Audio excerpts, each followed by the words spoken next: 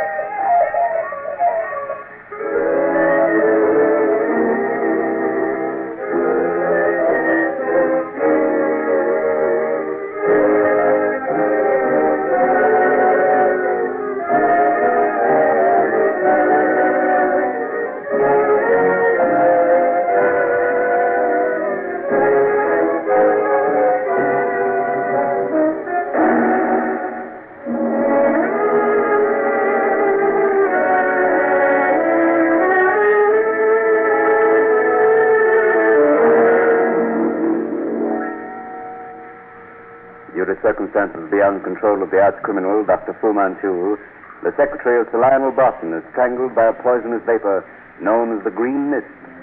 After again warning the explorer against Fu Manchu, Nayland Smith joins Inspector Weymouth in a waterfront search for a mummy imported by Sir Lionel and stolen by Dr. Fu.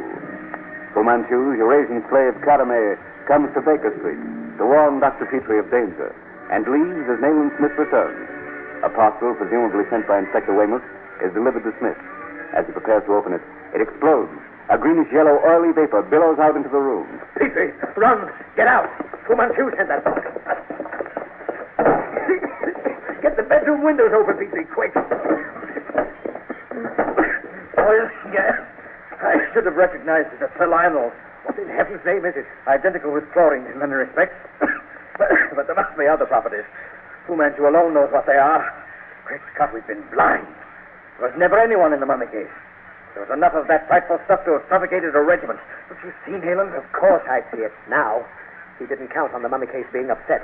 And Quee's part was to remove the plug by pulling the strings. The gas is heavier than air. The case would have emptied through the vent and the gas been dispersed, with no clue remaining. The secretary inhaled the stuff, capsized the case in falling, and the gas poured out under the conservatory door behind which Quee was hiding. Fu Manchu evidently made more than was necessary to kill Sir Lionel, and so he contemptuously devoted the remainder to me.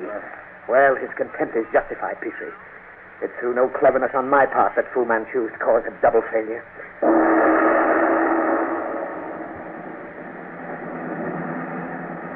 Just who is this Sir Graham Guthrie we're calling on, Nayland? Officially, he's the British resident in North Bhutan.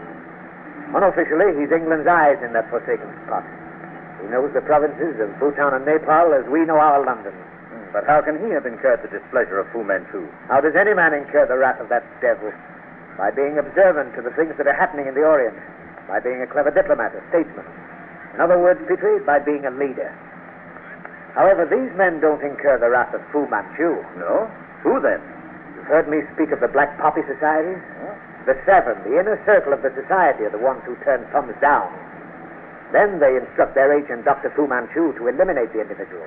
And we've certainly seen enough to realize that Fu Manchu stops at nothing in obeying their orders. But in what way has Sir Graham antagonized the Black Poppies? From what I learned at the Indian office this morning, Sir Graham inadvertently stumbled across evidence of a secret movement in the North Provinces. Evidence that would rock the empire. And you say he's scheduled to speak before the ministry tomorrow? Yes. And that's the reason for our call on him this evening. We're going to spend the night in his rooms with him to ensure his appearance at the ministry tomorrow. The Savoy Grand, sir. You want me to wait? No, driver. Thank you, sir. Come Come along, Petrie. Oh, I beg your pardon. Inspector Nathan Smith? Yes, what is it? And Dr. James Petrie? Yes, what do you... Look out, Petrie. Oh.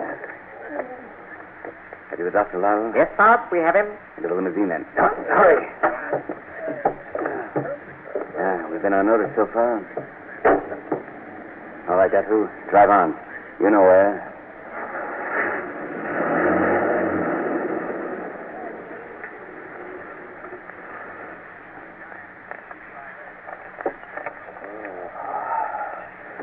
Oh.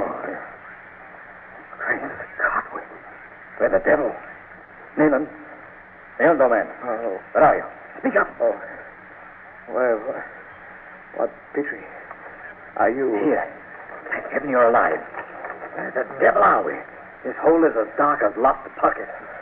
Heaven knows, Petrie. Sandbagged. Both of us. Well, he has us at last.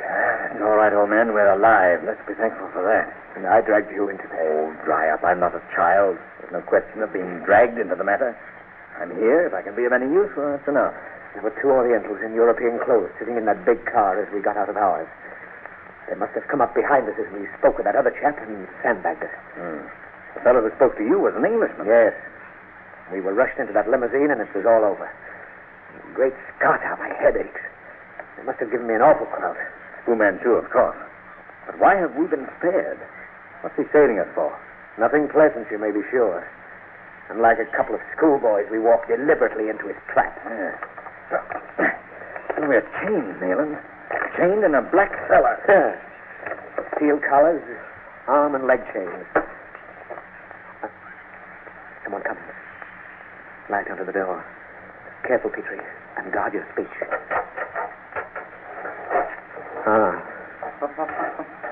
Welcome, Mr. Nayland Smith. And you, Dr. Petrie, to the House of Fools. What do you want of us, Dr. Fu? You and Dr. Petrie interfere with my plans, Mr. Smith. I have taken the trouble to warn you once. You failed to heed my warning. Now I must seriously turn my attention to you. You have presumed to meddle with the world change. You have linked my name with the Young China movement, the name of Fu Manchu. I have nothing to do with China, Mr. Smith. Remember that. But the black poppies, Dr. Fu. You are an incompetent meddler, Mr. Smith. I despise you.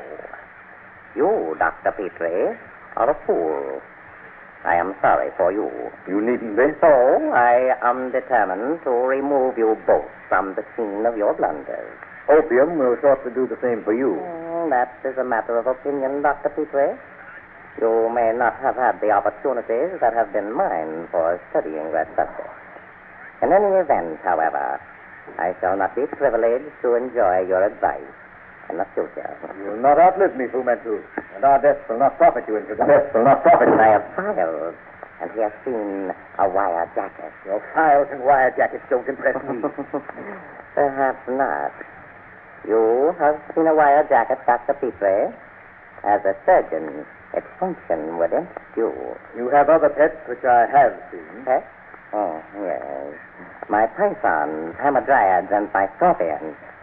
But you have seen my scorpions, Doctor. My zayas. Yes.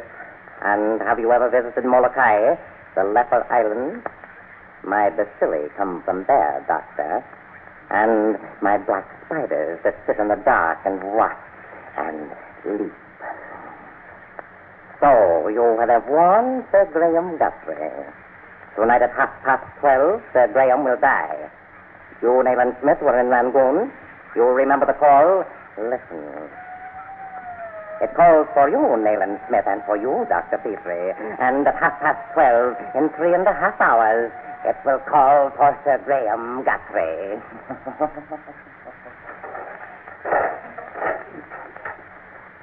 Death or torture for us? Which is it, Nayland? He intends to learn our plans first. You mean... You heard him mention his files, his wire jackets. torture? As I thought. But good heavens, this is England. Not too many years back, they placed men on the rack in England. I have one great hope, since you're with me. For the moment, try your pocket knife on the lock of that collar. I'll do the same with mine. No, it's impossible, Nayland. Listen. A light. Coming up through the floor. Someone coming up through a trap. Be ready for anything. Dr. Petrie. Caramel! Softly, Dr. Petrie. Make no noise. My one hope realized, Petrie. She's come to save you. A sound and he'll kill us all. One moment. I have the key which will release you. And you will be unsafe because you are his friend. Leave your knife on the floor. He will think you forced the lock. Now, down through the trap. Quickly. Close the trap, Milan Smith. Softly.